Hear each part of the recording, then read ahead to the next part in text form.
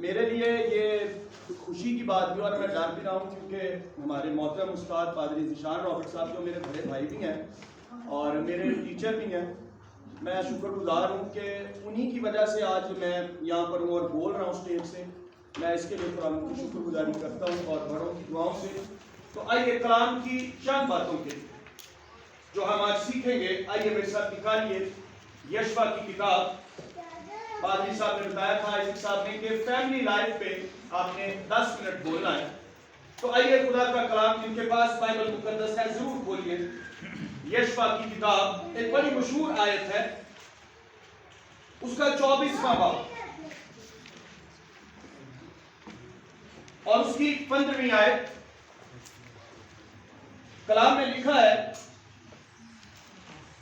اور اگر خداوند کی پرستش تم کو بری معلوم ہوتی ہو تو آج ہی تم اسے جس کی پرستش کرو گے چن لو، خواہ وہ وہی دیوتا ہو جن کی پرستش تمہارے باپ دادا بڑے دریا کے اس پار کرتے تھے، یا اموریوں کے دیوتا جن کے ملک میں تم بسے. اب رہی میری اور میرے گھرانے کی بات، میری فیملی کی بات، سو ہم تو خداوند کی پرستش کریں گے. کلام کے پڑھے اور سنے جانے سے ہم سب کو بڑی برکت. کلام کی چند باتوں پر دھیان لگائیں گے. ایک رائٹر اس کے بارے کہتا ہے کہ ہر ایک کے گھر کا کوئی نہ کوئی فیملی نیم ہوتا ہے. ہم نے باہر لگوایا ہوتا ہے کہ یہ میری فیملی ہے. اس کے بارے ایک مفسر، ایک رائٹر کہتا ہے کہ یشوا کی فیملی کا نام کیا تھا؟ یشوا کی فیملی کا نام تھا، اب رہی میری اور میرے گھرانے کی بات، ہم تو خداوند کی پرستش کریں گے. یہ اس کی فیملی کا نام تھا. آج یہاں پر جب ہم کلام کو سیکھ رہے ہیں، پہلی بات، یشوا ایک گھر کا ہیڈ ہے. اور یشوا کی کتاب کے پہلے باب کی 8ویں آیت میں خدا نے کہا کہ شریعت کی یہ کتاب تیرے منہ سے نہ ہٹے، بلکہ تجھے دن اور رات اس کا دھیان ہو. اب ہیڈ ہے، جو باتیں خدا نے جو اس کا ہیڈ ہے اس کو دی. آگے یشوا نے یہ بات ضروری جانی کہ اگر گھرانے آباد رکھنے ہیں، کلیسیاں آباد رکھنی ہیں، اور کلیسیوں میں خدا کا جلال، اس کی حضوری یا فیملیز میں ہو، اس کے لیے کرنا کیا چاہیے کہ جو بات مجھے ملی ہے وہی میں آگے کنوے کروں، لوگوں کو بتاؤں. تو یشوا نے کیا کیا؟ 23واں باب نکالیے.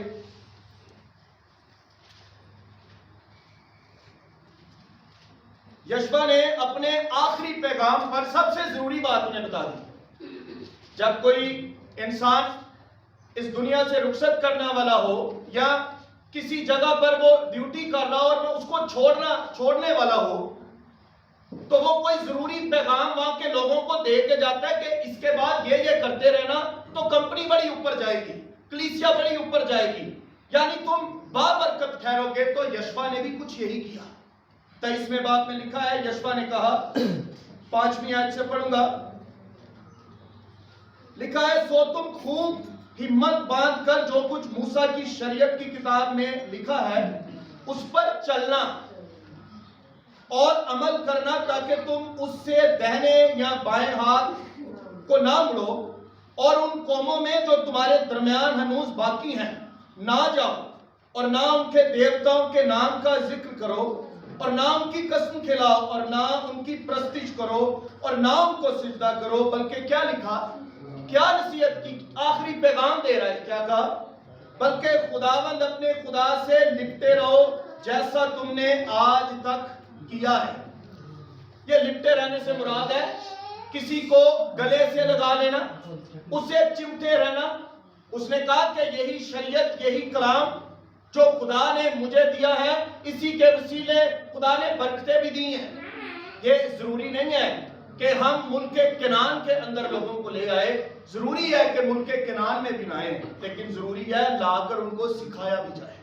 تو یشوا نے یہی کیا، ٹیچ کیا انہیں. آج فیملیز کے اندر جو سب سے बड़ी बात है, हमें उनको सिखाना चाहिए। और यशवा ने ये बात हमें सिखाई कि पहले मुझे खुदा से ये पैगाम मिला है कि शरीयत की किताब तेरे मुंह से ना हटे, ये तेरी सरबुलंदी, ये तेरी सरफराजी का राज है।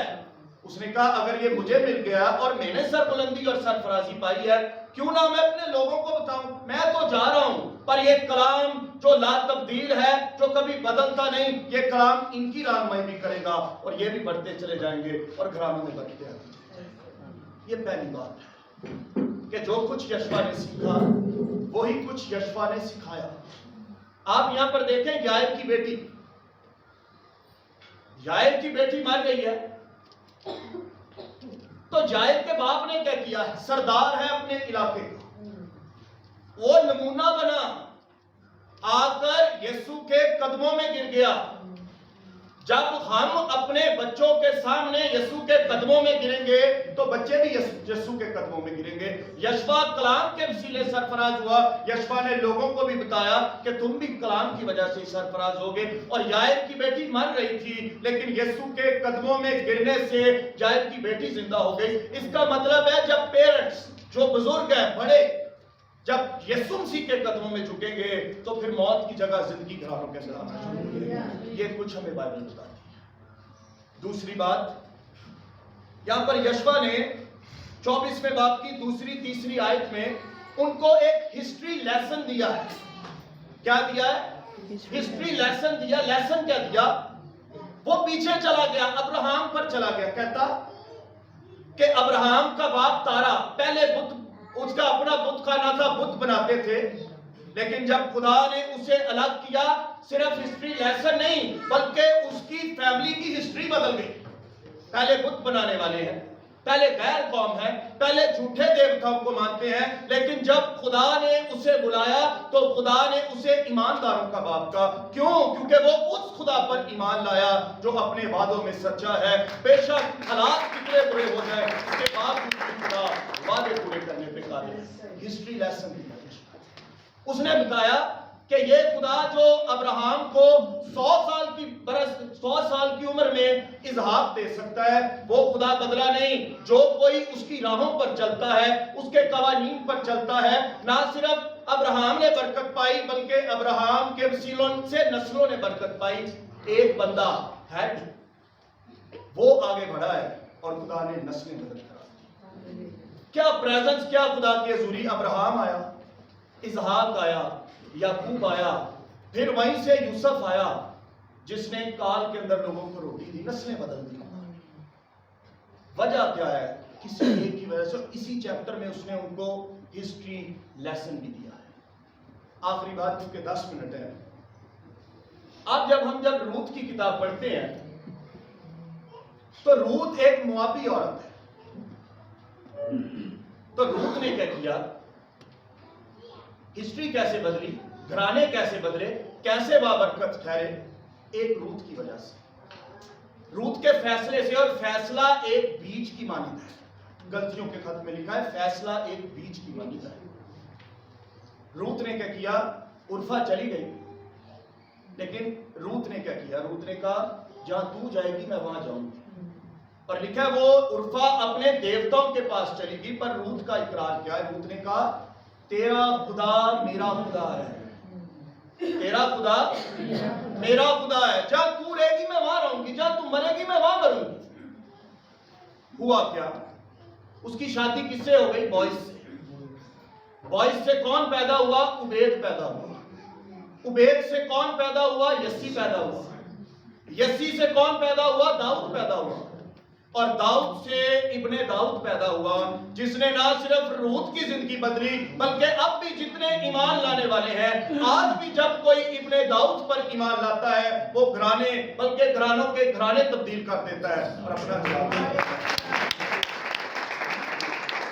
आज जरूरत यशवा तो मुल्के कनान में लेके गया था, पर यहाँ वो है जो यशवा से भी बड़ा है, वो आसमानों में ले जाने के लिए आज भी यहाँ पर मौजूद है। आइए, अगर हम चाहते हैं कि घरानों में बरकतें आए, घरानों के अंदर खुदा का जलाल जाहिर हो, पहले हेड। मैं जब FJ बाइबल कॉलेज में था, हमारे टीचर से, उन्होंने यह बात बताई। उन्होंने कहा कि अगर टैंकी में गंदा पानी होगा ना तो नलकों में भी गंदा पानी आएगा। इसीलिए हेड ठीक होगा तो नीचे वाले भी ठीक होंगे। इसलिए यशवा ने आखिरी पैगाम दिया। अब रही मेरी और मेरे घराने की बात। भाई हमारा घराना तो खुदावन की प्रस्तिश करेगा, ये मेरा फैसला है, और जो फैसला उसने किया और उसके वसीले खुदा ने अपनी बरकतें दी। आइए आज फैसला करें, अपने बच्चों को टीच करें, बताएं, सिखाएं। अगर रूत एक गैर कौम औरत ईमान लाकर यीशु के नस्बनामे में शामिल हो सकती है, तो आइए आज हम भी जो बिखरे हुए हैं और कैसी जिंदगियां गुजार रहे हैं, आइए आज यीशु मसीह पर ईमान लेकर आए।